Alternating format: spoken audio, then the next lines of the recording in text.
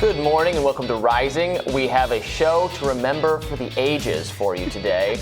Batya Ungar-Sargon is back with us to kick off the week. Batya, what are we getting into? We have some great stuff today. Our Rising panel is going to weigh in on the 4 former police officers who were recently charged in the death of Breonna Taylor. And Jeff Charles is going to talk to us about the impact that inflation is having on Black Americans. And yesterday, the Senate passed a huge package to combat climate change, lower the cost of health care, and supposedly reduce inflation. I have some questions about that. But first, we want to talk about one specific amendment in the bill that's caused some friction between Democrats and GOP in terms of their talking points, at least. And that's the IRS. The agency is poised to hire 87,000 new agents. And while Democrats say they're going after the 1%, well, Republicans are refuting that, saying the agency will target low earners and the middle class. Well, I'll tell you one thing where I think we can agree it will make things better is the IRS is going to have resources it needs to go after the highest income Americans that are cheating on their taxes right now. Hiring 86,000 more IRS agents, if that makes you feel better, you've missed a lot. They're coming after waitresses, Uber drivers, and everybody else to collect more taxes. So if you think growing the IRS is good for you, you're wrong. So in stark opposition to what Senator Graham said, the New York Times is lauding the agency's new $80 billion funding, which is nearly 6 times what the agency's current budget is. However, they don't deny that it will impact the working class. In stark opposition to what Senator Graham said, the New York Times is lauding the agency's new $80 billion funding, which is nearly 6 times what the agency's current budget is.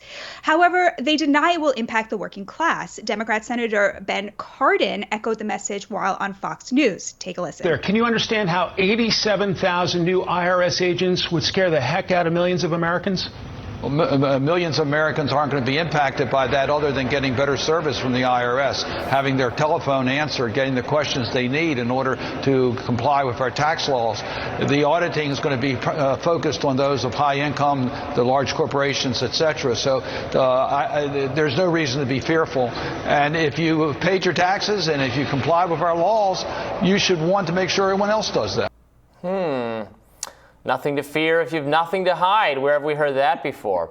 So you won't hear this on mainstream news. The new rules will allow the IRS to track small business transactions on Venmo, PayPal, Airbnb. Up until now, anyone with less than $20,000 in total payments, they didn't get a form from the IRS at all and could avoid paying taxes on the platform if you fell in that range. But now small business will be forced to report gross payments of more than $600 directly to the Internal Revenue Service. So I think it's very concerning, Batya. I'm curious for your take. Obviously, I'm no fan of the tax police. I think I've said to defund them entirely on this show. That might be a little extreme. But the idea that this will only, target wealthier or higher income people it's not what I expect. And also that whole line you just hear, well, there's nothing to worry about if you pay your taxes and do everything right. Like people who, it's so confusing that well-meaning people inadvertently do break the tax laws somehow all the time, not because they have something to hide or they're trying to be deceptive, but because it's difficult and it's confusing and the government knows what you owe, but then they make you calculate it for some reason, and it's just gotten so complicated over the years. So well-meaning people get something. I mean, this is true of all laws. Well-meaning people break laws because there's so many darn laws on our books. Some of them aren't enforced anymore, but some of them are. Or if you get in trouble or disfavor the government, you can get in trouble. So it's the more enforcement of it will result, in my view, there's no way it can't, of innocent people inadvertently becoming entangled with the law. So I hear that. At the same time, we know that the IRS does audit low-income people at a higher rate than upper-income people. We know that because it is easier to audit people who don't have means as opposed to somebody who's worth billions. Therefore, that's where, a higher rate of audits happen. And that is shameful. It is shameful because right now, contrary to what Senator Graham said, they are right now going after what he called Uber drivers and waitresses at a higher rate than they are billionaires. And that is a real problem. And so to me, I look at this and I say, the thing I'm on the lookout for is how are they going to make sure that this money is spent on the people who are evading, taxes on purpose, who have means to do so from an intentional point of view, as opposed to people who are lower income, who are making those mistakes? Because I do think that that is important, to go after people who are doing it intentionally with, the backing of their billions and billions of dollars. Well, and you and I will probably disagree on this, but I also need to point out that even going after the, it sounds all well and good, and probably even our viewers are going to be on your side of this one, not mine.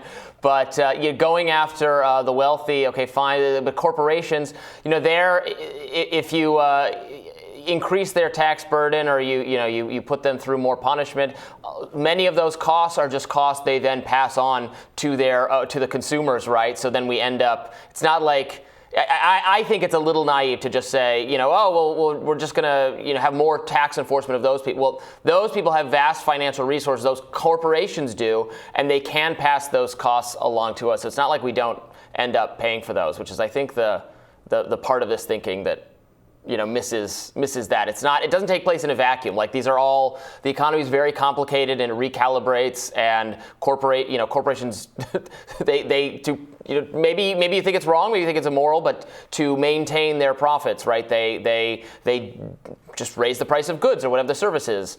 The costs right now of Uber and Lyft are just getting so insane, so absurd. I feel like it'd probably be hurting their bottom line. I mean, they're raising the cost of the service.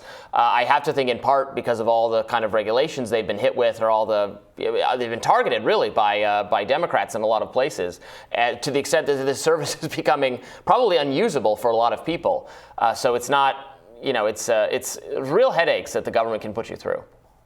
It was so interesting because I remember when it was, there was reporting that Donald Trump had not paid any income tax one year. The New York Times managed to get their hands on his tax returns, and, it was like, oh, this big revelation that all of these Democrats were sure was going to turn all these people against Trump, that he didn't pay any taxes, right? Whereas, I spoke to a lot of people, a lot of working class people who were like, that's a boss, right? Like, he managed to find a legal way to, convince the government that he didn't owe them any money. That's really cool. And, I have to say, I kind of agreed with that. Like, as long as what you're doing is within the confines of the law and you're not like robbing the American people of taxes that you owe them, I totally support that. I think corporate taxes should be low, because I think a lot of corporations are, creating jobs for Americans, and that's really important, and we should be incentivizing that. I'm not one of these people who wants to see, the corporate tax rate at 35%, 40%. At the same time, a lot of people who are extremely wealthy do skirt the law, and it bothers me a lot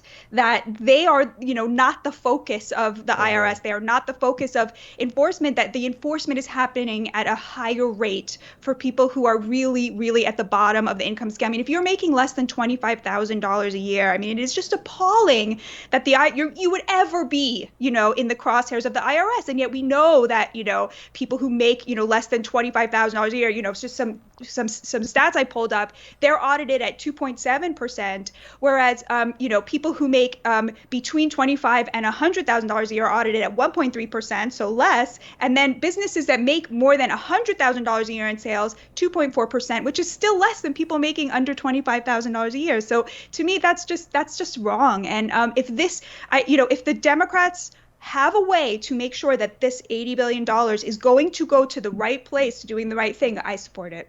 I support that in theory, but I doubt it will work like that. What are the more IRS agents going to do, right? They're going to, that's the worry. They will pester working class people. That's a crazy statistic. Why?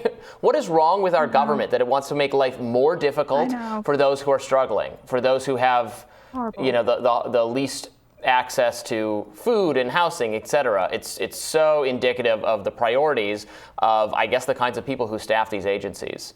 So, or of a budget shortfall where they have to go after what's easy to get to, which is like a waitress who messed up her taxes totally by accident. It's horrible. Yeah. Well, they always say it's a budget is the issue. So if more will raise the budget, maybe it'll work for the IRS. Never doesn't seem to work for the other agencies, but we shall see, and we'll have more Rising right after this.